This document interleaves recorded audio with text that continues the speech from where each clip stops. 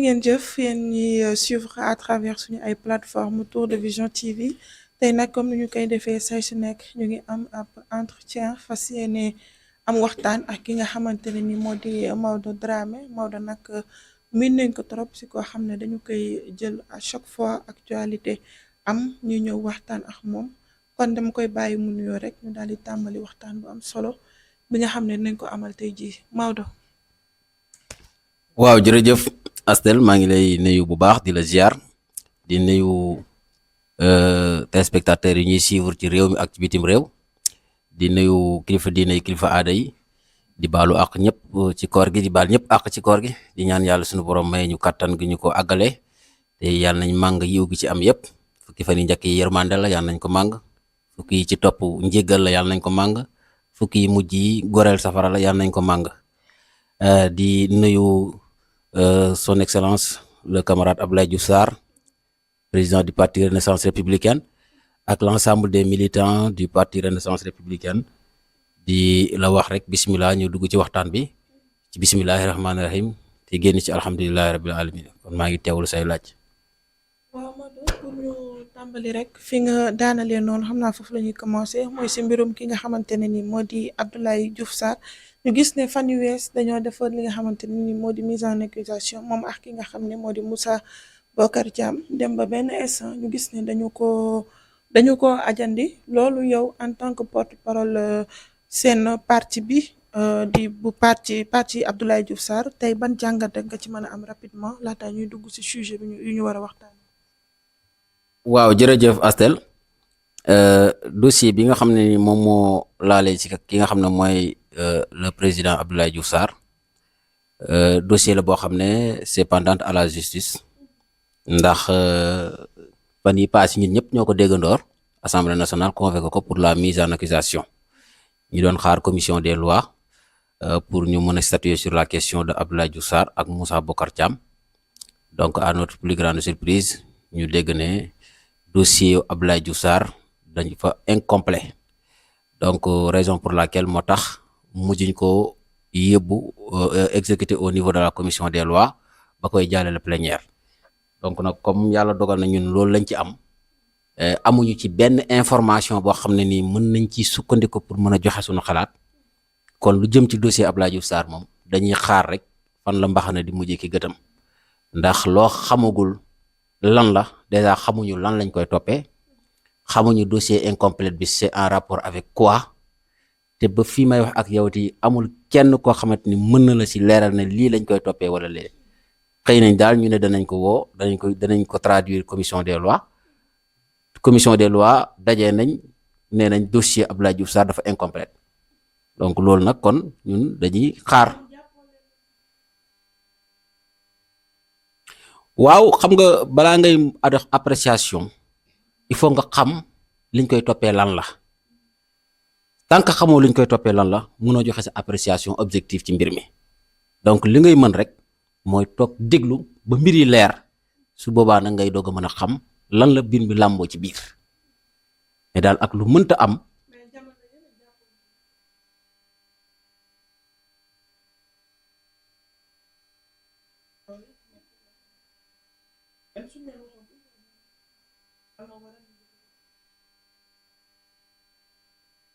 non xam nga Abdoulaye Diouf Sarr li mu jiite ci ay direction ak ci ministère dafa bëri nekkuloon rek gestion bi yëpp résumé wuloon tout simplement sur la gestion Covid-19 il a été ministre de l'aménagement du territoire il a été ministre du tourisme il a été ministre de la santé et de l'action sociale nekk ministre des collectivités territoriales donc nekkoon fi aussi directeur FONGIS nekk fi directeur COUD donc ndomba tànk yi mu jiite woon dafa bëri kon xëy na nit dossier Covid-19 moo siiw waaye ab ministre moom bu ñu la woowee haute cour de justice rek yow da nga xam ne lañ lay woowee dafay laale ak sa fonction ministérielle parce que haute cour de justice privilège de juridiction la képp ku ñu fay woo day fekk nga nekk ministre wala nga nekk président de la république parce que ñoom rek ñoo am privilège de juridiction kon ñun lu ñu mën a jàpp mooy ñetti département ministère yi mu jaar gestion gisuñu ci loo xamante ne ni mën nañoo wax ne Abdoulaye Diouf Sarr dañ koy toppee li wala parce que gisuñ benn rapport boo xam ne épinglé na ko bu fii may wax yow benn rapport bu épinglé Abdoulaye Diouf Sarr amul kon nit ñi bu ñu jëlee dossier bi bëgg ko orienté ci Covid 19 te jàpp naa ne Covid 19 bi mu commencé ak léegi ñi ngi ci woo bëri na am na ay ministères yoo xamante ni ay ministres yoo xam ne woo nañ leen si déglu nañ leen si traduire nañ si cour de justice te ba ça fait plus de presque 2 ans kenn déggul ñu woo Abdoulaye Diouf Sarr kon loolu ñun mënuñoo jàpp ne dossier Covid 19 la parce que dossier Covid 19 bi ñi ngi ko bokkaloon woo nañ leen ba traduire leen. Et ça fait 2 ans ba léegi kenn wow kon ñun mënuñoo jàpp ne peut-être dossier bi loolu la mais ak lu mënta xew daal ba fii may wax ak yow mënuñ la wax ne lii la ñuy toppee Abdoulaye Diouf Sarr donc kon xamuñu ko nag dañuy xaar ba mbir yi leer su mbir yu leeree nag su boobaa ñun danañ xam ban taxawaay lañ ci am. mën naa la ko nangul kon ñu jàll si beneen sujet ñu fas yéene wax tamit ci candidature ki nga xam ne moo di le président Macky Sall. soutenir nañ ko souteniruñu ko mu nekk loo xamante ne ni jur na coow bu bëri ñu gis nag président Burundi daal di dem di déposer candidature ki nga xam ne moo di Macky Sall tey bu demee ba yeneen pays africain di soutenir ki nga xam ne moo di son excellence Macky Sall te ba tey déggoo président Sénégal mu ne soutenir na ko yow tey en tant que homme politique ban jàngat nga ci mën a am. jàngat bi ma ci am mooy bu fekkee ne position bi. Président Diomaye Faye nekk ci position bi la taxaw dina nekk déception bu rëy a rëy ci Sénégal ak ci Afrique parce que man dama jàpp ne nit su fekkee ne dafa am loo koy xeñ dafa war a am cëslaay bu mu am Macky Sall c'est un digne fils du Sénégal nekkoon président de la République servir son pays dans les règles de l'art gouverner na pays bi il a quitté également ses fonctions dans les règles de l'art ndax boo xoolee Macky bi muy nekk président de la République fexe na ba jël ni ko Ablaye Wade joxe woon réew mi ci jàmm delloo na réew mi noonu Diomaye Faye ci jàmm ak salaam waxoon aussi engagement que ne du def 2e mandat bam ca tollee aussi respecté na parole am organiser ay élections 3e mandat organiser ay élections yu libre et transparente Bassirou Diomaye Faye yàlla dogal mu gagné mu def passation de service ak président de la République mu yëkkati avion bi nga xamante ni mooy Air Sénégal mun avion présidentiel dugal ko ci mu dem Umra ba pare jël ko yóbbu ko Maroc loolu mu nekk acte bu rafet acte boo xam ne ñëpp a ko saluer kon jàpp naa ne dynamique boobu mu nekk ci la war a continuer ndax Macky Sall amul benn condamnation boo xam ne am na ko au niveau national et au niveau international réew mii di Sénégal toppee wuñ ko ba fi may wax ak yow dara ci bitim réew aussi toppee wuñ ko dara te amul benn condamnation boo xam ne tegee na ci kawam kon kooku gisuma benn raison boo xam ne le président am na ko pour ne day bañ a soutenir sa candidature parce que tey li doon gàkkal candidature Macky Sall mooy ñu ne traduire nañ ko en justice fii ci réew mi condamné nañ ko donc kooku ay këyitam baaxul su boobaa ñoom danañ mën a sukkandiku ca la justice wax parce que du ñoom ñooy àtte du ñoom ñooy teg ay daan justice moom mooy àtte te bu justice àtte day àtte sur des faits bu fekkee ne haute trahison la ñu xam la bu fekkee ne wàllu nuñ koy tuddeeti crime contre l'humanité lañ koy toppee ñu xam su boobaa dossier boobu noonu dañu xam ne dossier de décision de justice la su boobaa loolu mën na gàkkal mën na remettre en cause la crédibilité de sa candidature au niveau de l'ONU du secrétaire général. Effectivement voilà donc loolu man damay woo son excellence le président de la République vraiment mu xam ne lii Sénégal am lu rëy la te jàpp naa ne moom kenn waru ko gën a bëgg njëriñu Sénégal ndax Macky Sall bu nekk candidat au secrétaire général des Nations Unies dafay nekk sagu Afrique nekk sagu Sénégal mais nekk sagu Bassirou Diomaye Faye tey dana doon gàcce lool parce que première gàcce am na ndax première gàcce bi mi ngi ci gis nañ les chefs d'État de l'Union africaine daje mu waroon caa demul yónni son premier ministre bi ñu demee on l'a posé la question lan la xalaat ci candidature Macky Sall mu ne mënuma ciy wax parce que bokkul ci ordre du jour li ma président yónni président yi ñoom seen bopp di woo Bassirou Diomaye Faye ñu ne mënuñu ko jot il reste injoignable parce que loolu lañu jàngat ci li nga xam ne moom la Madiambal Diagne bind kon da ngay gis ne waaw moom laa lay wax ñàkk a bañ a wax boobu moo parce que la position du Sénégal sur la candidature de Macky Sall devrait être une position claire et assumée c'est-à-dire que waruñoo toog ñi nekk dans l'ambiguïté ndax Sénégal day jàppale Macky Sall wala jàpp ko loolu du seen taxawaay ndax ki nga xamante ni moom la ñuy fal yeneen réew yi ñoom ñooñu ko gën a bëgg imaginez Burundi porte la candidature du président la candidature de Macky Sall au niveau du secrétaire général des Nations Unies mais loolu déjà gàcce Sénégal parce que loolu Burundi def tey Bassirou Diomaye Faye lañ doon xaar mu def ko defuloo ko Union européenne Union africaine du moins gisaguñ ñu def ñoom résolution pour ne ñoom soutenir la candidature de Macky Sall mais au moins 40 pays de l'Afrique se sont manifestés sur les 54 pour soutenir la candidature de Macky Sall et sur les 40 pays là Sénégal bokkagul ci liste bi nga xamante ni tey ñoom ñooy soutenir la candidature de Macky Sall nag ma gis ne lu ñaaw la ci image Sénégal surtout que nag ki nga xam ne tey jii moom la Afrique bëgg mu jiite leen doomu Sénégal la yore réew mi joxe ko ci jàmm organiser ay élections yi libre ak transparente ba pare amul benn condamnation boo xam ne tegu na ci kawam ni au niveau national ni au niveau international.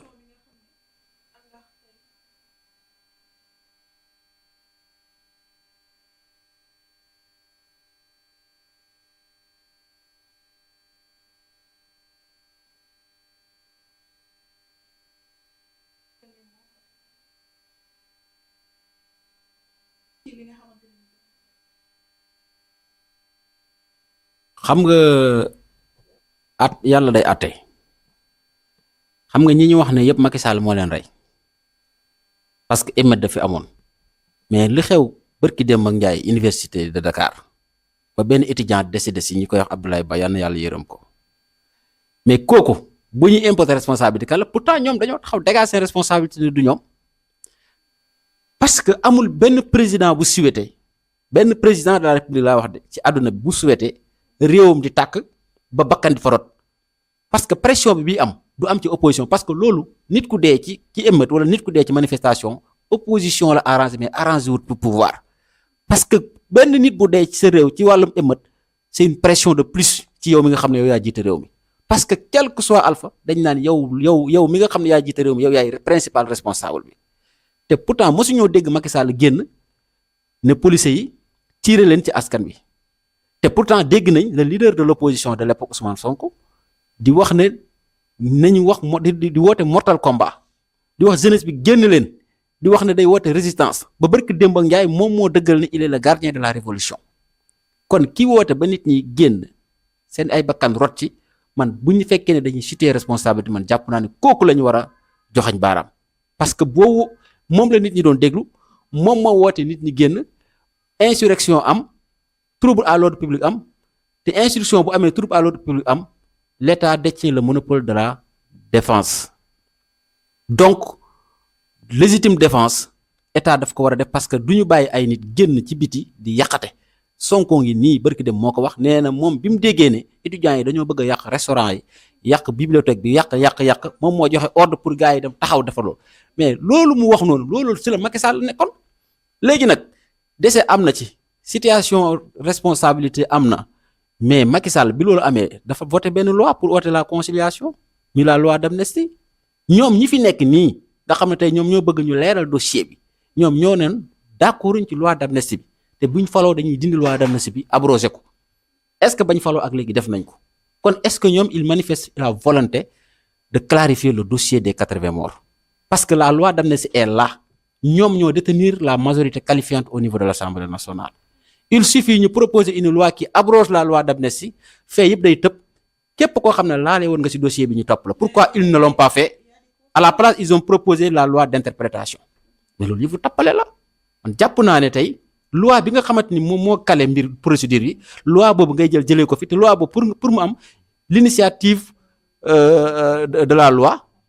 émane de l'exécutif. Soit le président de la République moom mooy def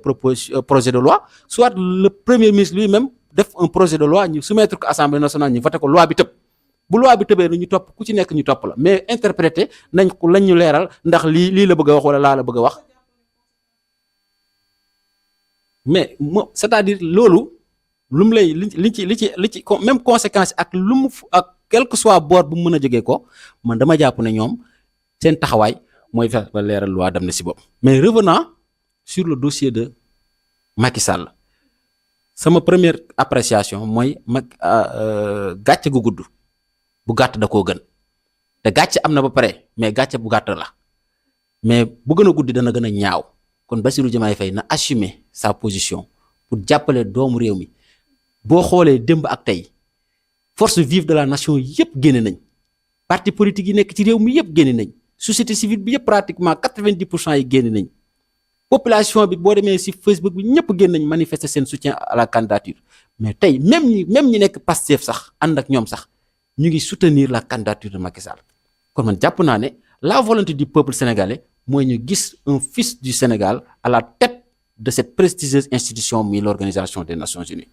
donc kon moom kenn waru koo gën a bëgg lu mel noonu gis nañ mu defoon un acte très salutaire mooy Amadou Hott bi muy xëccoo je ne sais pas baat la woon mais ñoom ils l'ont soutenu te Amadou Hott il est comptable du régime de Macky Sall donc loo mën a nangul Amadou Hott man jàpp naa ne war nga ko mën a nangul lépp non mënu ko apporter dara mais c'est-à-dire que le soutien du Sénégal n'est pas du tout indispensable mais il est important c'est-à-dire il faut ñu xam ko il n'est pas indispensable du lu mën bu ko defee du tee dana jàll bu ko defee du tee dana jàll candidature bi moom déposé nañ ko pare na loolu moom ça y est mais dafay neex bu ñuy statuer ci dossier bi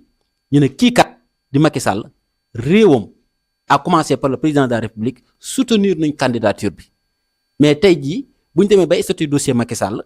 ñu ne le président de la République du Sénégal n'est pas d'accord sur cette candidature là loolu mën na am lu mu sabooti ci candidature am moo tax il est important te Macky Sall lui-même il a écrit au président de la République pour mu soutenir candidature am bind na le président de l'Union africaine kooku moom il a fait son devoir déposé na ko mais kii di président Macky Sall au moins la moindre des choses bu bindee président de la République Bassirou Diomaye Diakhar Faye war na ko mën a tontu ba pare def une communiqué officielle pour wax ne que le Sénégal soutient la candidature de Macky Sall dara gënul woon rafet loolu mais malheureusement nag da ngay dem ba toll foo xam ne da ngay mujj ñëkk te boo xasee ñëkk dootoo nangoo revenir ci sa décision loolu nag après suba conséquences yi nar a jur mooy nga gis président Macky Sall nekk le secrétaire général des Nations Unies doo ci mën dara te su boobaa loolu du la honorer ci benn côté te ku ne xam ne président de la République bu nekk dëkk Sénégal nekkoon président de la République bu Sénégal xëy jiite li nga xamante ni moom mooy Nations Unies loolu sagu Afrique la mais sagu aussi Sénégal la léegi nag bu ñu ñëwee ci les sens yi nga xam ne ni tey mën nañ koo xaar ci Macky Sall comparé aux autres candidats mën nga ne Macky Sall peut-être il est en bonne position parce que tey ba fi may wax yow 4 candidats la ñu enregistré ko 4 candidats ñetti candidats yëpp Amérique latine lañ dëkk benn candidat bi mooy Afrique loolu nag jàngat bu am solo moo ci am sur les 4 parce que boo xoolee Nations Unies ni muy tëddee secrétaire général bi day tourner dafa am système de rotation bu muy suivre boo xoolee y a l'Amérique du Nord il y a l'Europe de l'Est il y a l'Europe occidentale il y a comment dirais-je Asie Pacifique donc il y a Afrique donc 5 continents yi ci la candidat bi di tourner léegi boo xoolee ku mel ni Europe occidentale jiite na ONU 4 fois boo xoolee sax lépp même ki jiite actuellement nii ONU mi Antonio Guterres Europe occidentale la nekk Asie Pacifique jiite nañ 2 fois Afrique jiite nañ 2 fois Europe de l'Est ñoo mosul jiite Amérique latine benn yoon la mos a jiite mais Europe de l'Est moom candidature am mënul jàll ñoom mënuñoo présenter profil bu jàll parce que guerre bi am diggante Ukraine ak Russie waa Europe de l'Est duñ nangu mukk candidat bu jógee ko Europe occidentale di leen jiite waa Europe occidentale aussi duñ nangu mukk candidat bu jógee ko Europe de l'Est di leen jiite parce que conflit bi nekk foofu moo tax boo xoolee sax d'ailleurs amuñ benn candidat bu jógee Europe de l'Est mais normalement bu fekkoon rotation bi dañ koy topp rek Europe de l'Est moo waroon ñëw parce que Europe de l'Est mosul jiite ONU mais boo jëlee nag léegi Amérique latine moom moo ci topp parce que moom benn yoon la mos a jiite Afrique jiite na 2 fois yaa Kofi Annan yaa Antonio Boutros Ghali donc ñoom ñaar ñoom mos nañu koo jiite mais kii di Amérique latine benn yoon la ko mos a jiite loolu moo waral ñu ne la si système de rotation bi Amérique de latine moo gën a nekk en bonne position pour cette fois-ci mu jiite ko c'est pas pour rien moo tax nga gis 3 candidats jógee ko Amérique latine pour ñëw déposer seen candidat parce que dañ xam ne ñoom bu fekkee ne système de rotation c'est pas des textes nag moo ko régir ne forcément affaire bi c'est une plaque tournante non mais aadaw ONU moom moo aadawoo bu région bi jiite beneen jiite léegi nag cette année ci région bi nga xam ne moom moo war a jiite su fekkee ne topp nañ système de rotation bi Amérique latine la donc loolu day bokk ci faiblesse yi nga xam ne président Macky Sall handicap président Macky Sall deuxième handicap bi mooy tey ñoom mënuñoo nekk en bonne position ba pare présenter 3 candidats nga tëb 3 candidats yépp dem choisir Macky Sall loolu boo xoolee aussi mën na nekk benn handicap ci Macky Sall mais su fekkee ne nag da nga jël au cas par cas boo jëlee ko mel ni Michel Bachelet kooku moom ONU la nekk fa la doon liggéey am na expérience ONU mais problème bi mooy elle n'est pas en phase avec la Russie et la Chine parce que moom affaire de droit de l'homme la gëm te boo xoolee Chine ak Russie ñoom dañoo am droit de veto te ñoom gëmuñu droit de l'homme te boo xoolee femme boobu noonu Michel Bachelet moom moo sanctionné Russie ci guerre Ukraine kii bi ne Russie dañoo violer les droits de l'homme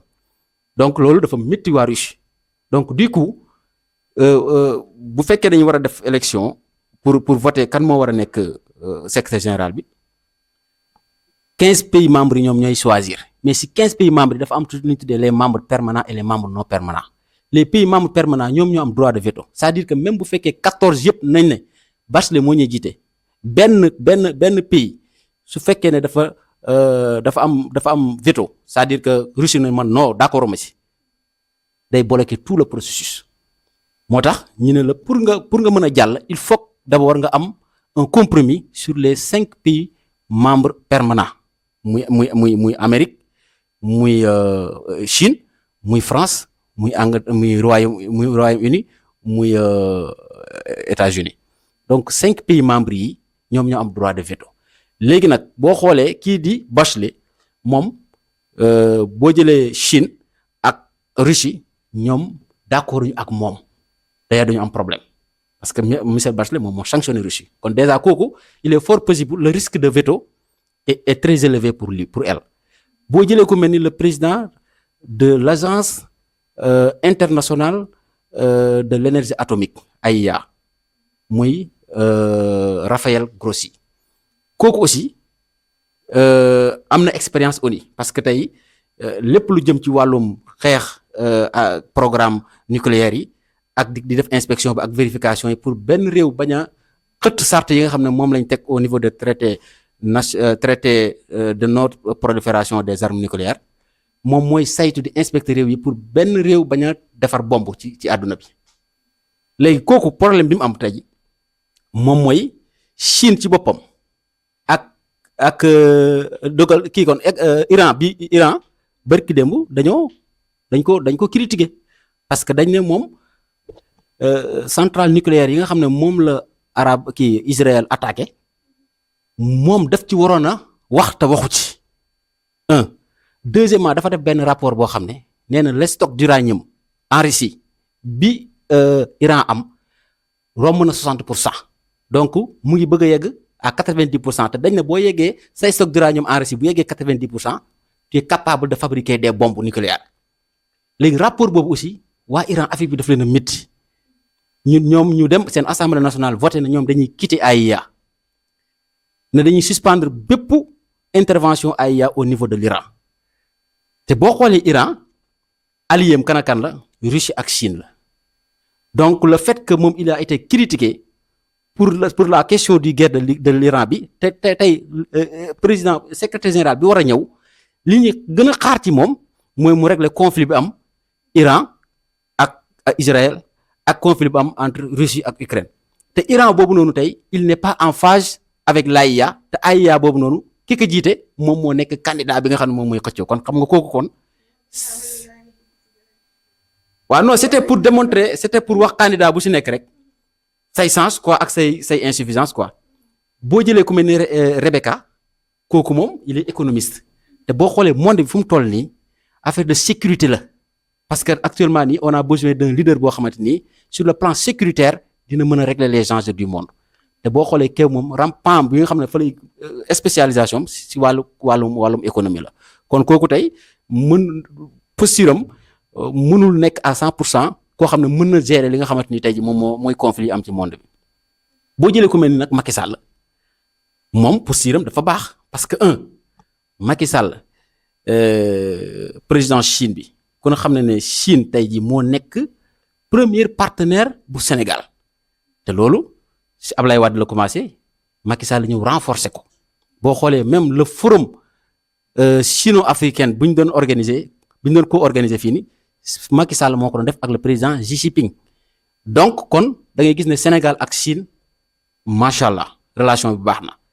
deuxièmement relation entre Macky Sall ak Macron ku ne xam ne foofu moom bañ nañ ko ba Sénégalais yi dañ doon wax ne Macky Sall mooy gouverneur u Macron fii ci Afrique kon ñoom ñaar ku ne xam ne seen relation macha allah kon foofu mën na am veto foofu noonu ci moom beneen bi mooy boo jëlee ku mel ni États-Unis Macky Sall bi muy xeex pour ñu dugal Afrique sur les pays des G20 mais le président bi ki remplacé comment dirais-je Trump ki mu remplacé mooy Biden moo porté woon combat boobu noonu ba ñu faire adhérer l'Afrique sur les pays des G20 donc kon da ngay gis ne foofu Macky Sall marqué na fa une crédibilité boo xamante ne ni baax na ba pare aussi Conseil de sécurité des Nations Unies Afrique benn représentant la fa doon am Macky Sall moo xeex bañ am fa 3 représentants donc loolu te 3 représentants yëpp ñoom dañoo war a voter ci li nga xam ne moom mooy dossier bu Macky Sall bi boo jëlee ku mel ni Russie mais la guerre Russie-Ukraine bi Macky Sall mooy le premier président boo xam ne Ukraine kii Moscou recevoir na ko muy Poutine te ci audience boobu mu am si la ñu wàññee blé bi ak céréale bi ak engrais bi kon da ngay gis ne entre Macky Sall et Poutine y a de très bonnes relations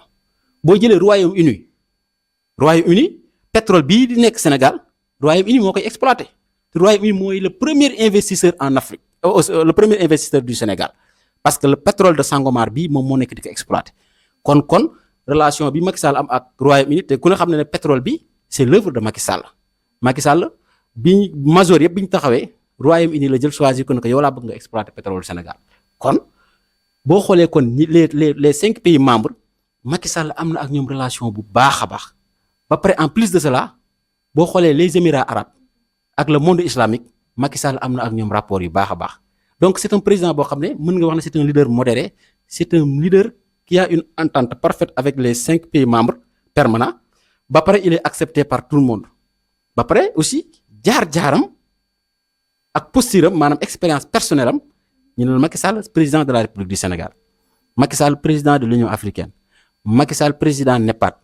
Macky Sall président des 4P Macky Sall président CEDEAO Macky Sall président de centre d'adaptation internationale climatique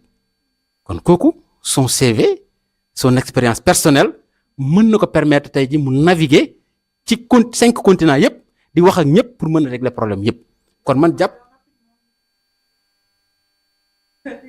xam naa su ma la bàyyee ci lancé boobu doo gaaw a pare di nga téye 2 heures de temps ñu ñëw rapidement si conflit bi nga xam ne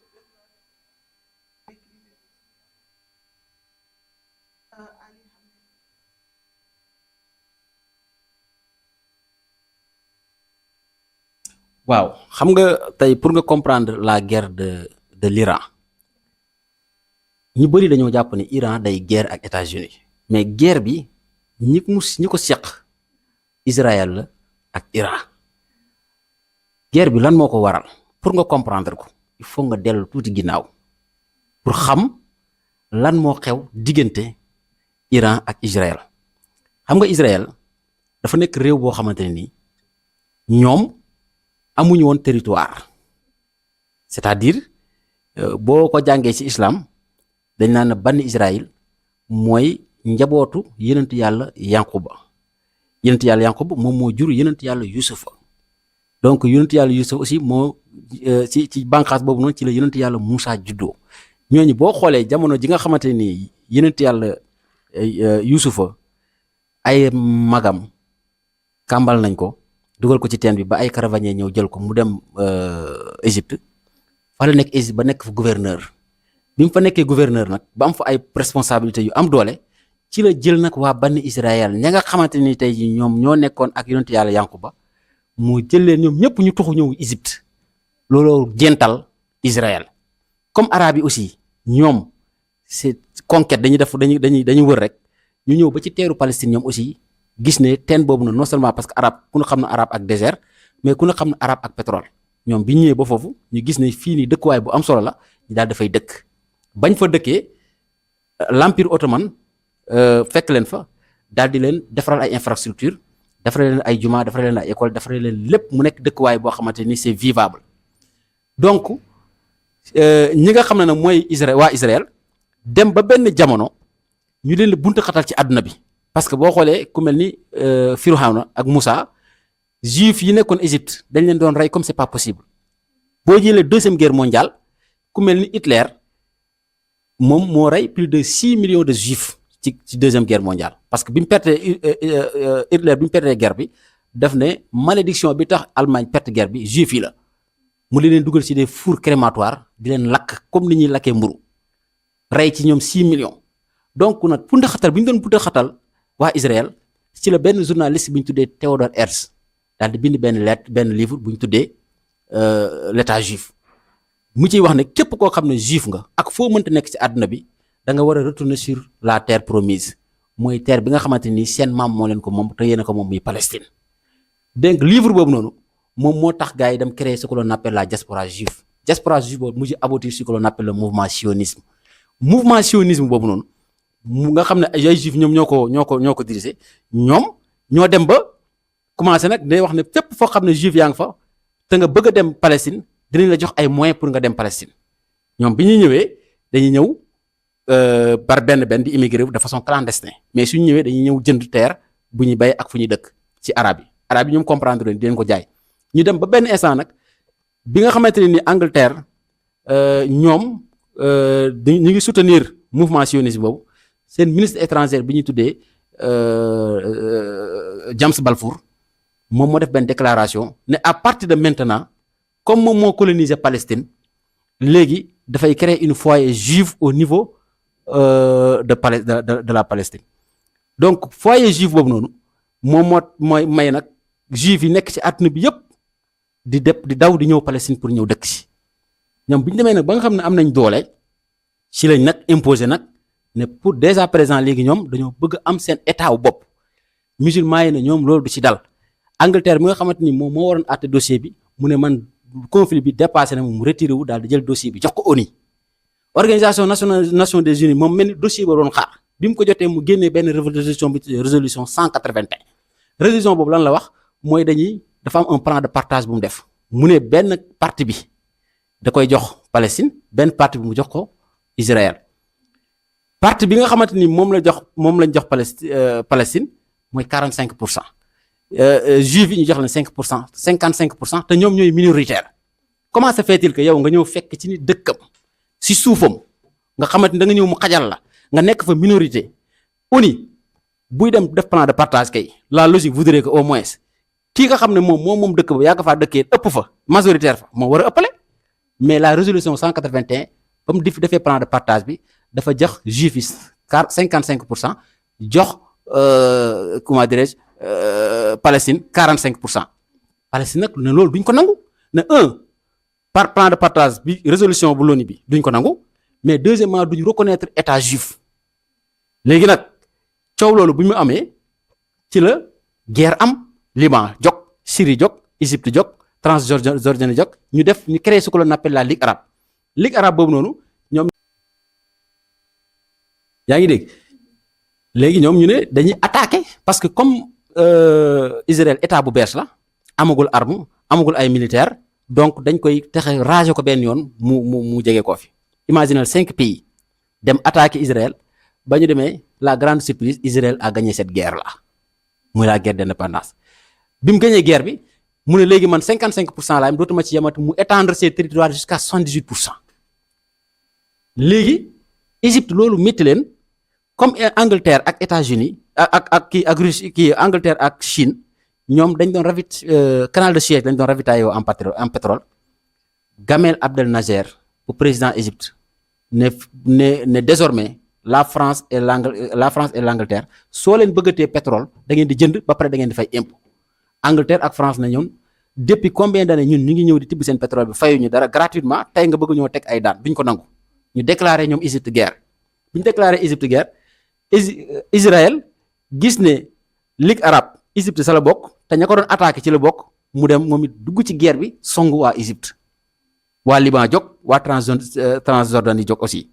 mu nekk deuxième guerre bi troisième guerre bi muy li ñu tuddee le golfe de Qaba golfe de Qaba boobu foofu la Israël doon jaarale seeni matière première foofu la doon jaarale seen pétrole bi Égypte ñëw moom aussi ne fi kenn dootu fi jaarati Israël déclaré ko guerre te à chaque fois bu demee guerre ak ñoom day nangu seeni territoire mu dem ba benn instant nag Israël ne léegi dootuñu ñemate rek ci seen 79% mais dañ koy étendre jusqu'à 99%. kon xamuñu kon déjà Palestine dara desatu fa léegi nag injustice yooyu noonu nga xam ne nii tey monde arabe ñu ngi ko doon dund la Ligue arabe ñu ngi ko doon dund loolu mooy li nga xamante ne nii dafa métti Iran parce que Iran bul fàtte ne ay musulmans leen c'est des chiites ñoom bi ñu gisee situation bi am te ki nga xamante ni moom moo jiite Iran à l'époque nga xam ne ñu foofu le régime monarque moo fa amoon régime de Shah moo fa amoon c'est que le roi moom mooy contrôler tout kooku moom la chiite yi attaqué révolution bi ñu attaqué renverser le régime monarque parce que ka fa nekkoon moom il était sur la dépendance des États-Unis et de l'Israël ñoom ñoo ko daan ravitailler ñoom ñoo ko doon jàppale ñoom ñoo ko doon dimbali ci waaw États-Unis la nekk suba ngoon gars yi bi ñu defee révolution nag révolution bi ki ko jiite woon moom lañ tuddee Ayatollah Khomeini ñu koy wax Ali Khomeini moom moo renversé le régime monarque bi amoon au niveau de l'Iran daal di installé nag lañ tuddee régime islamique république islamique boobu mu instauré foofu ba pare déclaré ne mais mon ennemi principal c'est Israël mon ennemi principal c'est les États-Unis donc bi mu leen déclaré guerre lan moo ci xew États-Unis nag daf ne Iran position géographique bi mu yor nii ak ngandaayam ak doole bu mu yor suñu ko bàyyee moom mu nekk muy ramer à contre-courant ak ñun suba moom mooy ki ñu nar a sonal si lañ manigancé ba jaxase ko ak Irak boo xoolee la guerre de l'Irak Irak da nga koy dégg mu ngi débuté de 8 ans de 1980 à 1988 ñu ngi ci guerre bi parce que foofu Irak aussi Saddam Hussein moo fa nekkoon américains yi di ko jàppale pour dóor ko ci kaw Iran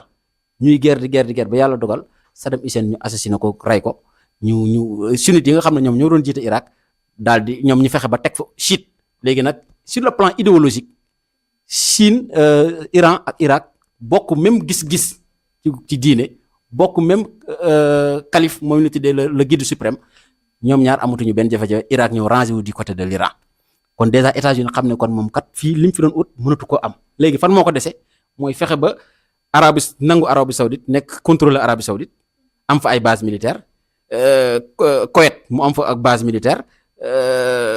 Turquie mu am fa base militaire Dubaï mu am fa base militaire Qatar mu am fa base militaire léegi nag ñooñu la Iran leen li mënu leen nekk réewu jullit noonu jullit yi di ñu songu yéen ngeen di leen di may prox ndolla buñ may jekkoo parce que tey képp koo xamante ni tey base militaire am na si yéen réewu jullit yi képp ku am base militaire jàppal ne base militaire ba bokk ci territoire dëkk boobu noonu tey États-Unis bu amee base militaire Arabie Saoudite c'est une portion du territoire américain bu fa nekk su may attaquer portion du territoire boobu lay attaquer benn lettre lañ leen bind pour wax leen ko déjà loolu non seulement c'est une menace mais deuxièmement day permettre waa réew jullit yi ñu xam ne kat xeex bi ñoom dañ ci war a màndu te bañ a may benn point fort États-Unis bu mu leen mën a jekkoo léegi nag Israël kon loolu mooy guerre cause idéologique bi amoon ci biir c'est-à-dire que il fallait Iran apporter son soutien avec le monde arabe ci li nga xamante ni moom la États-Unis bëgg a nootee islam moom la États-Unis bëgg a nësaxalee li nga xam ne moom mooy Palestine ak monde arabe bi léegi loolu mooy la cause idéologique cause nucléaire bi mooy lan mooy États-Unis dafa dem ba gis ne embargo yi ñu def Iran pendant 45 ans dafa tax Iran développé benn technologie boo xamante ne nii de haute portée nga xam ne ni Iran dem na ba missile yi muy defar bu amul fenn ci monde bi day defar missile balistique di defar missile croisière di defar missile am na beneen xeetu missile bu garaaw boo xamante ne nii day jël plus de 500 kilogrammes te mën na viser toog Iran la armée Iran mën na ñëw toog fi ñu toog Iran viser la pendant plus de 2 kilomètres seen drone yi ak seen missile yi day mën na naaw si jaww ji plus de 2000 kilomètres pour mën a viser l'ennemi ba pare dafa nekk missile yoo xam ne radar yi mënuñ koo détecter parce que mën na ñëw ba dugg sa réew ba dal sa kaw te doo ko mën a détecter donc kon loolu technologie boobu noonu du technologie bu ndaw léegi nag États-Unis gis ne comme Iran moo mën a defar missile yu mel nii ba pare c'est le premier pays bi nga xam ne producteur de l'uranium te uranium mooy defar bombe nucléaire te boo xoolee wax naa la ko sànq rapport AIEA bi daf ne l'uranium enrichi bi kii am nu mu tuddati bi Iran am dépassé na actuellement 60% te bu yeggee 90% rek mën na defar 12 xeetu bombe yoo xam ne bu ci nekk du sa morom bokk la sa morom mu def ko ci rapport boobu moom la Israël lire Israël bi mu lire rapport boobu mu ne moom Israël du nangu Iran nekk noonam di jàppale ñi muy xeexal ba pare muy seetaan Iran di am bombe nucléaire déjà loolu Israël tooñ na parce que lu tax Israël tooñ Israël bokkul sur les pays yi nga xamante les pays membres du traité de non prolifération nucléaire parce que foofu 191 pays la traité boobu lan lay wax dañ ne dootuñu autoriser benn réew à part ñi ko jot a am benn réew dootuñu autoriser nga tab ngay defar bombe mais traité boobu bi ñu ko defee Israël def na bokku ci ndax moom nee na wàllum armement am du ko sukkandiku ci benn traité moom day defar arme parce que dafa nekk ci conflit dafa nekk ci xeex donc moom day defar armam te kenn du ko contrôler moo tax moom bokkul ci traité bi mais Iran moom daa bokk ci traité bi kon Iran su demee ba am yàlla dogal Iran bokk ci traité bi AIEA di ko contrôler ak di ko inspecter man jàpp naa ne su fekkee ne dafa am lu jëm ci wàllum installation nucléaire wala dem ci bombe nucléaire bu fekkee ne kenn moo ko war a tere ONU la war a nekk wala conseil de sécurité des nations unies wala AIEA mais Israël bi nga xam ne nangu la bokk ci traité bi moom moo ne mooy régler kaaw Iran léegi di détecter bépp installation nucléaire boo xamante ni Iran teg na ko dana ko détecter daal fa larguer ay missile pour yàq ko ba pare seen laboratoire yi nga xam ne fa la seen techniciens yi nekk di defar ay armes mu leen di cibler benn par benn di leen rey en même temps aussi di xool ñi nga xam ne mooy les groupes jihadistes ak les Hezbollah ñi nga xam ne dañu nekk autour di jàppale Iran mu leen di attaquer benn par benn Iran nag loolu moo ko métti mu ne parce que man kii bu fekkoon dafa bokk ci traité bi suba mën na taxaw ne moom d'accordul ci lii mais moom bokkul ci traité bi il n'est pas soumis à l'autorité de l'AIEA ba pare mën a toog di cibler mes installations nucléaires di ko yàq kon man nekkatuma en sécurité donc désormais je prends en main sama sécurité réew. Israël il est resté incontrôlable parce que ONU moo nekk ci ginnaawam di ko jàppale États-Unis moo nekk ci ginnaawam di ko jàppale léegi États-Unis boobu li nga xam ne moom la Israël di attaquer daf ko arranger parce que États-Unis bëggul Iran am bombe atomique boo xoolee même les pays comme la Russie comme l'Angleterre les pays membres là ñoom aussi sax Iran am ko arrangé wu leen parce que ñoom Israël li mu wax dafa leer def na bu ñu dofloo ba Iran am bombe bi Arabie Saoudite dina ko am Koweït dina ko am Dubaï dina ko am Liban dina ko am pays arabe yi nekk Moyen-Orient bi ñëpp dinañ am bombe atomique parce que daf leen koy jàngal wax leen non mais effectivement parce que li tax muy métti déjà Ali Khamenei décédé na mais avant mi décédé am na 2 successeurs yoo xam ne teg na leen maanaam pour wane leen guerre bi du taxaw duñ fi nekk benn successeur décédé ñu naan dañuy organiser waa élection pour teg fi keneen dafa teg 3 successeurs maanaam ku dee rek am na ku la taxaw de remplacer kon xam nga kooku moom pare na pour dem ci guerre bi ba jeex tàkk ba ci seen armée bi sax ñi ko jiite dañuy teg 3 successeurs yoo xamante ni ku décédé rek am na ku la war a remplacer léegi nag fi guerre bi taxaw tey jii nii mooy que États-Unis moom dafa am njaqin ne Iran bi suñ ko seetaanee dina am bombe atomique d'ailleurs sax am nañu ne bombe boobu am na ko ba pare mais amuñu ci certitude bu leen ci leer mais en tout cas kenn rek moo mën a certifier ne bombe atomique am na Iran mooy AIA mooy agence internationale de l'énergie atomique mais kooku moom ba léegi waxul ne Iran am na bombe bi mais nee na jege na pour am ko parce que stock d'uranium enrichi yam yegg romb na 60% te 90% bu ko yeggee rek day atteindre le seuil minimal pour mën a am bombe atomique yi ko neex donc nag foofu léegi guerre bi ci slaayu guerre bi lépp mooy lan mooy empêcher Iran mu bañ a am bombe nucléaire boobu noonu te chaque bu fekkee ne da nga gis programme nucléaire bi nga xam ne moom la Iran teg dafa nekk programme bu performant bu am doole boo xamante ni tey États-Unis arrangé wu leen parce que tey équilibre des terreurs mooy am équilibre de la terreur mooy am ndax bu Iran xasee am bombe bi dootul neexal Amérique te bul fàtte ne économiquement parlant 20% du pétrole mondial transite autour du détroit de d'Ormuz parce que détroit d'Ormuz foofu le pétrole 20% pétrole mondial foofu lay jaar te détroit d'Ormuz kii moo ko moom Iran moo ko moom donc Iran mu ngi mel ni tey Gambie gii nii boo fi bëggoon jaar traversé mais bu neexee tey ji président gambien bi mu xëy arrêté ko su boobaa ñu doon dem Casamance ak ñu doon dem Sédhiou ak ñu doon dem Bignona ñëpp dootuñu mën a tey jàll wala soit da nga dem def grand tour bi jaare ji Tambacounda pour mën a génn loolu la Amérique xam na parce que xam na ne Iran bu xasee am doole boobu noonu ba am bombe boobu noonu dafa leen di day tenir chantage monde bi ba pare américains yi aussi danañ am problème parce que bu ñu fàtte ne le plus grand producteur de pétrole dans le monde c'est l'Iran Iran moom mooy ravitailler Amérique Iran mooy ravitailler Chine Iran mooy ravitailler Russe donc tey am ak jafe-jafe Iran si jamono jii nii mën na créer choc pétrolier dans le monde choc pétrolier bu amee yow da nga ko yëg man danaa ko yëg monde bi yëpp danañ ko yëg donc loolu moo waral tey États-Unis def tout pour fexe ba Iran bañ a am li nga tudd li nga xam ne moom mooy arme nucléaire bi léegi nag kon da ngay gis ne kon guerre bi dafa am rampant boo xamante ni benn bi si idéologique wàllum islam la te Iran xeex ak moom yombul ndax Iran ñoom da yow imaginal nga gis kuy dem guerre di ñaan yàlla naa dee ci guerre bi parce que pour ñoom boo deewee ci guerre bi martyr nga maanaam martyr mooy koo xamante ni jihaad nga ci yoonu yàlla ba dee ci yow àjjana nga jëm ñoom idéologie sur le plan idéologique ñoom dañoo gëm ne guerre bi ku ci dee àjjana nga jëm moo tax ñoom ku ci dem di guerre yaa ngi ñaan yàlla dee ci guerre bi waaw imaginal nag ki nga xamante ni moom mu ngi dem guerre di ñaan yàlla dee ci est-ce que bokk nag ki nga xamante ni moom mu ngay dem ci guerre di ñaan yàlla mucc ci kon boo pour vous dire que ne guerre bi fa ko Iran teg fu leer la parce que Iran tey actuellement dafa taxawaayu sauver le monde islamique mais aussi sur le plan économique wàññi doole Amérique ba nga xamante ni tey Amérique moom nooteel gi mu noot réew yi mu mën a dëj léegi nag ñun jullit yi am nañ ci suñu intérêt parce que tey jii dëkk bii di Palestine bu tombee ci loxoy Israël mais loolu défaite islam la parce que le statut de Jérusalem dafa nekk dëkkuwaay boo xamante ni c'est convoité par plusieurs religions tey boo xoolee li ñu tuddee masjid al-Aqsa mooy la mosquée d'Al-Aqsa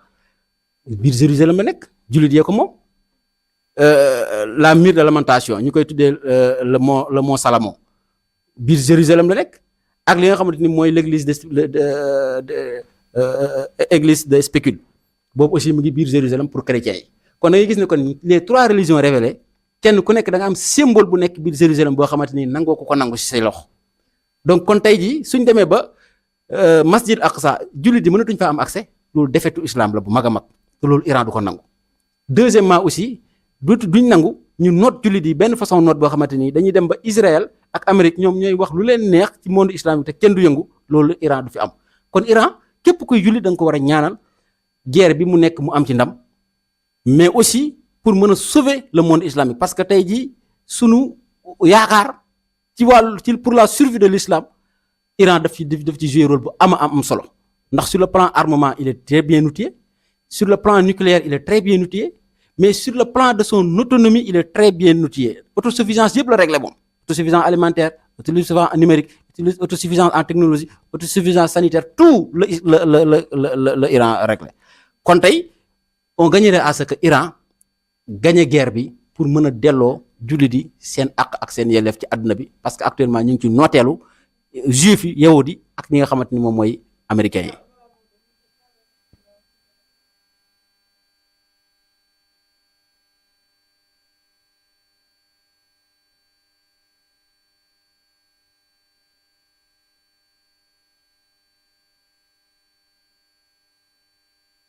waaw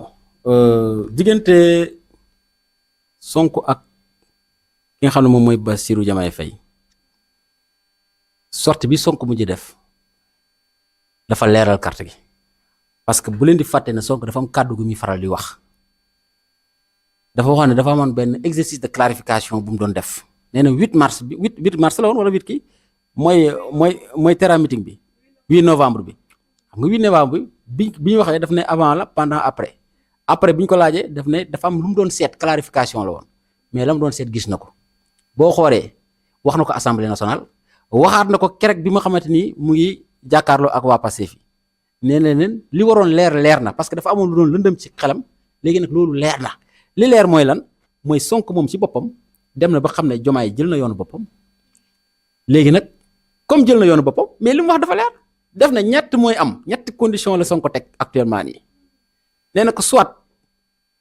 ñu am cohabitation douce soit ñu am cohabitation corsée wala soit moom mu solaat mbubu opposant wàccaat ci opposition bi jàkkaarloo ak moom kon boo xoolee ci ñett yépp ba léegi waxul ci benn yoon ne Diomaye ak Sonko comme mburoog soow la waxatu ko Diomaye mooy Sonko mooy Diomaye tëb na léegi on a quitté Diomaye mooy Sonko mooy Diomaye pour ñëw daanu ci li nga xam ne moom mooy cohabitation douce léegi nag ñoom nee nañ ci jamono bii à l'heure actuelle ñu ngi ci cohabitation douce maanaam ñu ngi ànd di liggéey ci jàmm ak ci salaam kenn ku ci nekk la war nga def ko léegi nag loolu bu demee ba nga xamante ni mënatut a nekk dañuy dem nag ci cohabitation corsée maanaam Sonko il est obligé mu dem récupérer assemblée nationale nekk armam pour jàkkaarloo ak ki nga xam ne moom mooy Diomaye bloqué liggéeyam loolu mooy cohabitation corsée wala soit mu quitter ses fonctions dem ci opposition bi pour jàkkaarloo moom renverser son régime kon foofu moom déjà Sonko moom il a été très clair avec les Sénégalais pour koo xam ne yaa ngi lire entre les lignes li Sonko wax dafa leer nañ léegi nag benn wax ci waxam da nga koy nangul d'accord ci parce que loolu c'était une promesse de campagne c'est pas normal palais de la République président Diomaye Faye di fa woote ndogu loolu dafa rafetul parce que institution bu toll ni palais de la République nga fay woote ndogu te ñoom ñoo daan kaas loolu gis nañ fi Macky Sall recevoir fi woykat yi palais mais lu saaga bu ne saaga nañ leen ko recevoir na fa communicateur traditionnel yi mais loolu wax nañ ko fi tey nag moom li mu def moo gën a garaaw mooy moom ndogu la woote ci biir palais bi nekk institution bi nga xam ne symbole de la République nga woote fa li nga xam ne moom mooy ndogu loolu Sonko en tout cas ci waxam nee na bi ko Diomaye waxee nee na ko lii dëppawul ak suñuy conviction Diomaye na ko damay forcer voilà mën na leen convier këram wala feneen donc loolu moom Sonko nag moom xam nga kenn du ko mimal dara waaye nag sur le principe mën nga d'accord na loolu moom du yoon beneen bi mooy li nga xam ne moom la Sénégalais yi war a retenir ci ñaar ñii mooy dafa am échec bu ñu am mu nekk échec bu monumental échec boo xamante ni nii histoire dootu ko fàtte ci àdduna parce que tey mënoo xool nit nga ne man Diomaye Faye mooy man maay moom kon ki ñu joxoon su baaxee baax na waaye su bonee it bon na mënoo ne tey jii diw bi moom laa gën a wóolu ci nit ñi votel leen ko ñu votel ko kooku bu defee lu bon loolu noonu da nga ci nga bokk yaay responsable bi kon tey waruñoo ñun tomber ci piège u Diomaye moo trahir Sonko kon Sonko su fekkoon moom moo toog place Diomaye lii du am maanaam loolu mooy ñoom échoué nañ ba pare bëgg a créer waat beneen brèche pour mën a masquer échec bi moomee la ko Bassirou Diomaye Faye pour ne Sonko yoonam nekku ci est-ce que Sonko ba ñu faloo ak léegi dafa démissionné wul. Il est le ministre de la République du Sénégal, c'est lui qui gouverne le pays, donc il est entièrement responsable si li nga xam ne moom mooy xew ci réew mi nii. Bu fekkoon ne ba mu demee 2 mois 3 mois dafa gis ne Diomaye Faye mi ka tànk yu mu teg baaxul mu génn, su boobaa kenn du imputer la responsabilité à Sonko. Mais pendant 2 ans d'exercice de mandat nga nekk ak moom, nga nekk le ministre de la République, le premier ministre du Sénégal, moom mu nekk le président de la République, ngeen gérer exécutif bi ba fii nii, ah non, kon ñun duñ nangu ko ñu gëmal ne Sonko Diomaye moo trahir. Loolu ñoom seen problème la. Mais les Sénégalais yi nga xamante ne c'est des Sénégalais conscients di lire entre les lignes, ce régime là a lamentablement échoué. te boo échoué nag da nga war a nangu ne da nga échoué, da nga tële mënoo nga bàyyi jox keneen ku mën mu doxal. Parce que ñoom bañ fi nekkee ba léegi amul lenn loo xam ne bougé na. Suñu économie bi nërmelu na. ñaa doon am bourse sécurité familiale ñàkk nañu ko. 30 000 Sénégalais yu amoon seen xëy di liggéey ñàkk nañu ko. ah secteur BTP bi nërmelu na. ah tey réew mi foo laal mu dëgëru. bon bourse yi amatuñ ko.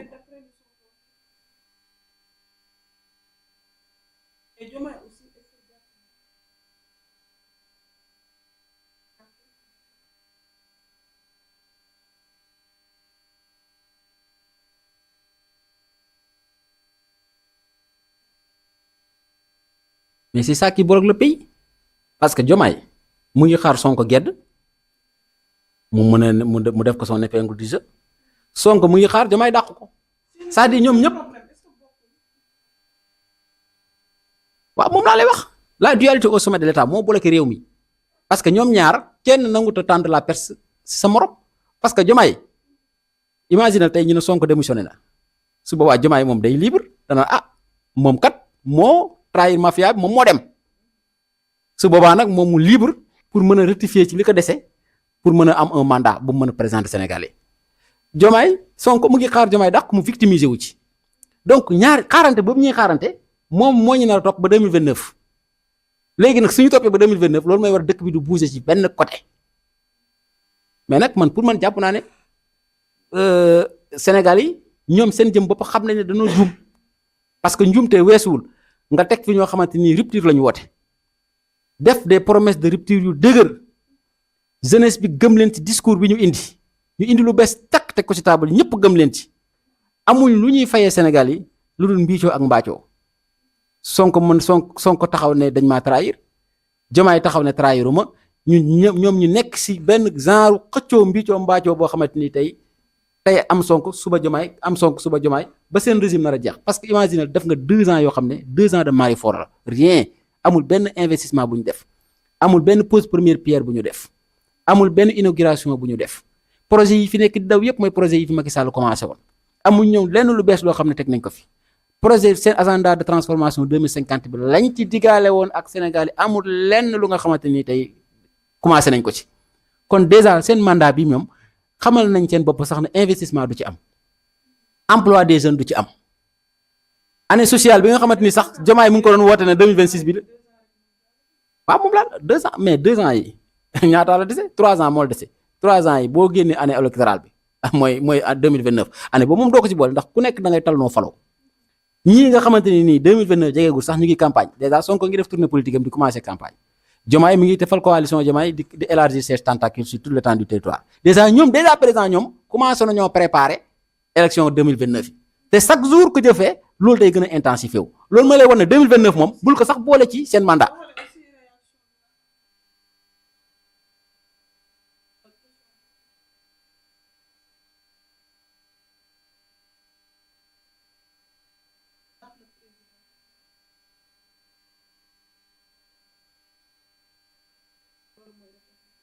yeneen question lañ ko posé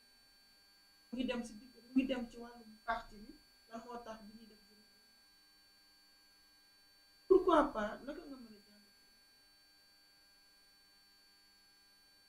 day dem ci seen parti jàppoon ne am na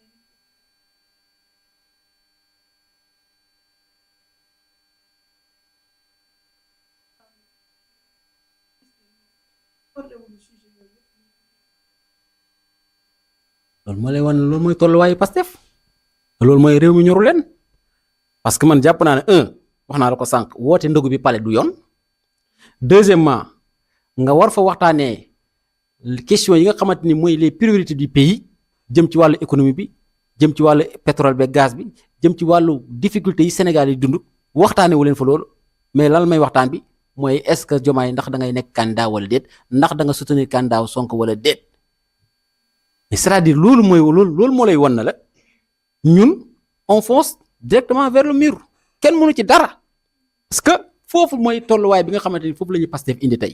imaginez tey promesse yi nga xamante ni tey moom lañ jaay Sénégalais yi malheureusement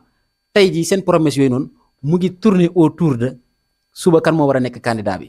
ndax Diomaye day dem avec la coalition Diomaye président ndax Sonko moo dina nekk candidat ndax Diomaye dana teg galgal c'est-à-dire ci calcul politique yooyu la ñu nekk actuellement nii ba ñaar ñi waroon a ànd nekk benn bokk ndey bokk bàyyi liggéey réew mi parce que ñoom ñoo ñu ko doon wax da ngeen a fal benn président am ñaari président xam nga 2012 gars yi dañoo fal benn président am benn président boo xam ne def na fi lu kenn defut Macky Sall moom benn président la woon léegi nag ñoom ba ñuy campagne dañ ne leen benn carte ngay voté am ñaari président léegi ñu voté am ñaari président yooyu gën a yées benn président bu fi nekkoon mais loolu c'est extrêmement c'est-à-dire déception mënul raw loolu tey jii Sénégal amul fenn fu ñu lay wax ne le secteur bii mu ngi dox sunu agence de notation yi ñëw nañ dégrader la note du Sénégal tey jii benn bailleur nangootu ñoo lebal tey jii Sénégal mënatu a lever fonds au niveau du marché international financier ñoom biñ ñëwee ak léegi tey jii lebagum nañ de 2024 ak 15 000 milliards lebagum nañ ko te 15 000 milliards yu yëpp demul ci investissement lépp ci fonctionnement la dem emploi des jeunes lan nga gis ñu def ci rien du tout courant bi ñu waxoon ne waa àll bi war nañ ko jot ba fii may wax yow dëkk ya amoon courant si jamonoy Macky Sall ak ya nga xam ne ñoom ñoo nekkoon à court ñoo fa nekk amu yokkuñ ci benn village bu gën a ndaw ci wàllum ndox yokkuñ ci dara ba léegi ci wàllum tali yokkuñ ci dara hôpital dara employabilité lañ fa fekkoon ko bon sax dañ ko nangu ñi amoon bourse de sécurité familiale sax nangu nañ ko donc réew moomu tey la fi Macky te pourtant Macky daf fi bàyyi réew moo xam ne tous les signaux étaient au vert yow imagine nga doon réew moo xam ne fekk nga fi ñu bënn la ñetti teen pétrole mais loolu est-ce que am Macky Sall bu ko amoon si jamonoy Ablaye Wade du fecc bay bëgg a dee nga ñëw ñu tegal la fi BRT boo xamante ni chaque jour mu lay dugalal xaalis tegal la fi TER bu lay dugalal xaalis tegal la une nouvelle ville boo demee tey nouvelle ville de Diamniadio lu muy dugal ci koom-koomu Sénégal kenn xamul nu mu toll jëlal sphère ministérielle ya fa nekk rek Sénégal 8 milliards la doon fay par année ci location tey jii ce problème là est réglé ñoom ñëpp am nañ léegi seeni locaux stade bu bees takk ñu tegal la ko fi ay pont ak autopont yu dul jeex ci réew mi yokk salaire enseignants yi yokk bourse étudiants yi wàññi ticket restaurant étudiants yi mais kooku tey jii nga doon réew mu toll noonu réew mu mel noonu nga xamante ni tey jii li Macky Sall leb en terme d'investissement pour développer réew mi mais yow daf nga ñëw mu servir la parce que tey jii ñoom duñ la wax lu ñu am ci pétrole bi imagine chaque année plus de 100 milliards de francs CFA dina génne ci pétrole bi dugg ci gafaka Sénégal BRT bi li muy dugal ci alal kenn xamul nu mu toll TER bi li muy dugal ci alal kenn xamul nu mu toll dëkk yi nga xamante ne nii tey ñoo waroon am courant plus de 98% des pays am nañ en couverture en eau 75% des villages am nañ couverture en électricité yow maanaam yow li ñu la fi bàyyil yow lu tuuti la maanaam ci wàllum ndox 2% rek ngay mottali Sénégal yëpp am ndox couverture universelle en eau am bu dee ci wàllum courant bi la 15% rek lañ la laaj Sénégal am couverture en électricité toutes les routes nationales du Sénégal sont praticables amul benn route nationale du Sénégal boo xamante ni am na ay pax wala ay donj yëpp la Macky Sall defar mais réew mu mel noonu même bu fekkee ne bor moo ko tabax mais bor boobu noonu yow am na lu mu lay jural waaw déggoo lu mu la dette elle est intergénérationnelle et ça transcende les générations ku doon réew di nga doon bor président bu la gën a liggéey nag gën la fee bàyyi ay bor Macky Sall bokk na ci xeexam te loolu sax moo war a tax ñëpp ñaanal ko mu gañ a ONU mooy le service de la dette ñu xoolaat ko parce que dañoo tënk Sénégal africains yi que ne seen critère de convergence seen bor warul dépasser 70% alors que les pays développés ñoom seen bor seen critère de convergence day dem ba 120% maanaam yow mën nga dem lépp ay milliards yoo xamante ne ni délai de maturité bi nga koy fay dañ koy prolonger maanaam tey mën nga leb bor boo xam ne mën nga ko fay sur 15 ans ba pare taux bu ndaw lañ la koy lebale mais loolu Macky Sall def ne loolu bu tant que defuñ ko Afrique du développé parce que bor bi mooy développé Afrique kon le service de la dette dañ ko war a repenser dañ ci war a réfléchir encore ndax mënoo dew France bu soxlaa bor ñu lebal ko sur 20 ans di ko fayee ko sur 5%. Africain bu soxlaa bor ñu lebalee ko ci 7% di ko fayee ko ci 5 ans nee na loolu nga kon maanaam dañu mettre africain ci pression boo xam ne lépp lu liggéey ci bor lay dem alors que yow bu ñu la mayee marge de maturité bu gudd dina la mën a permettre nga mën a tabax sa dëkk loolu jural la xaalis ci diggante bi nga mën a fay sa bor sa doo am benn pression.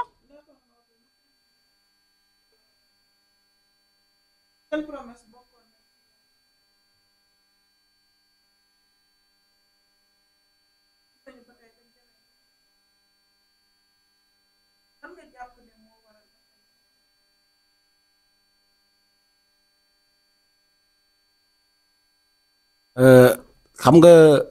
régime bi yàlla li naan yàlla du nit ñoom moom lañ campagne ñoom moom la ñu campagne Sonko bind ci page Facebook am ñëpp gis ko mu ne bis bu faloo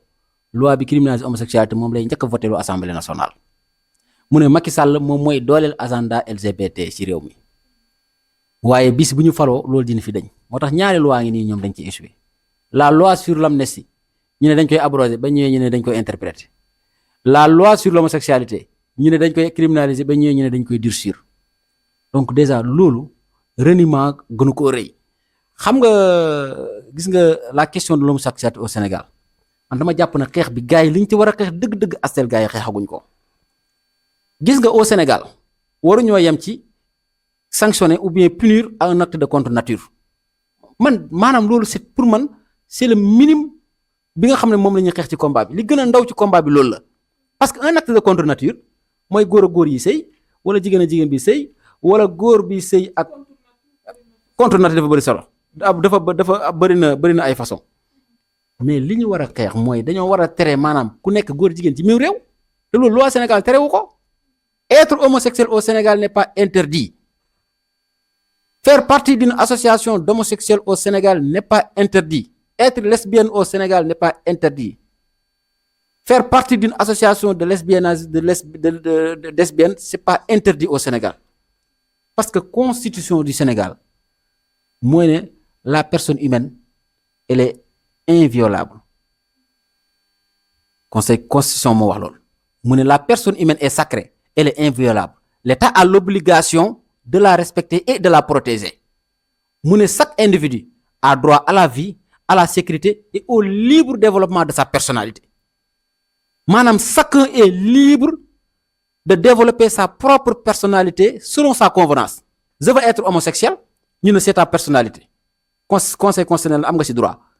Je veux être lesbienne, constitutionnel, am nga ci droit. Mais parce que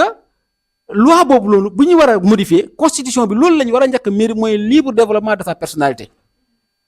loolu bu ñu ko dindee loolu mooy Sénégal dañ fiy tere ku fi nekk homosexuel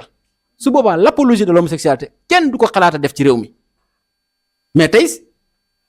xam nga yaa ngi dégg ku mel ni Matar Jamra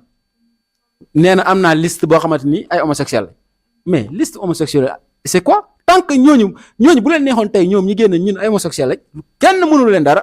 parce que ils sont libres d'être des homosexuels au Sénégal parce que benn loi interdit pour être un homosexuel au Sénégal li ñu tere mooy poser un acte de contre nature maanaam mais yow fan nga mën a bettee góor a góor yi sëy fan nga leen mën a bettee wala jigéen a jigéen yi sëy fan nga leen mën a bettee kon acte de contre nature ku koy xaar doo ko mës a gis li ngay tere mooy être homosexuel au Sénégal dañ koy tere. te tey nit bu ko neexee mën nga taxaw ci mbedd mi ne je suis un homosexuel te kenn du la ñemee laal ku la laal ñu tëj la parce que am nga ci droit parce que tu es libre de développer ta propre personnalité kon pour man xeex bi d'abord mooy nañu supprimer modifier li ñu bind ci constitution bi ne chaque Sénégalais chaque citoyen est libre de développer sa propre personnalité loolu dañ ko war a dindi ci constitution bi. Deuxièmement aussi loi bi durcissement délit loolu dañ ko war a loolu nekkuloon promesse bi nga xam ne moom la ñuy jaayoon criminalisation la maanaam képp koo xamante ni jàpp nañ la ci wàllum homosexualité kuñ ci jàpp àtte bu ñu lay àtte mooy àtte bu ko rey nit mais doo jëlee peine bi 2 ans yóbbu ko 5 ans wala ba 10 ans loolu durcir nga ko c'est bon c'est bien kenn xeebu ko mais li nga xam ne moom nga waxaale woon ak nit ñi loolu lañ bëgg nga def ko surtout que ne ñoom ils ont été catégoriques sur cette question là ils ont été très catégoriques sur cette question là kon ñun li ñuy wax mooy nañu fexe ba lii di loi sur l'homosexualité criminalisation ba nga xam ne moom lañ waxaale woon ak Sénégalais yi nañ ko respecté. waaw maa ngi lay gërëm bu baax di la sant li ma waroon développé yëpp nag maa tënk tey gërëm naa la ci benn part parce que dana tax ma mën a sakkanal ci koor gi waaye li ma bëggoon a wax dëgg parce que man dama bëggoon sujet bi nga tënkal ma ko ci ñaari sujet rek muy Iran bi ak Macky Sall bi parce que li ma ci waroon wax dafa bëri mais mayoo ma ci ma développé parce que loolu dañ ci war a def émission juste parce que actualité fi mu toll loolu dañ ci war a di traité te yow loolu dañ ci war a jël numéro yoo xam ne chaque jour da nga war a ñëw ñu traité sur la question de l'Iran et sur la question de l'Israël su ko defee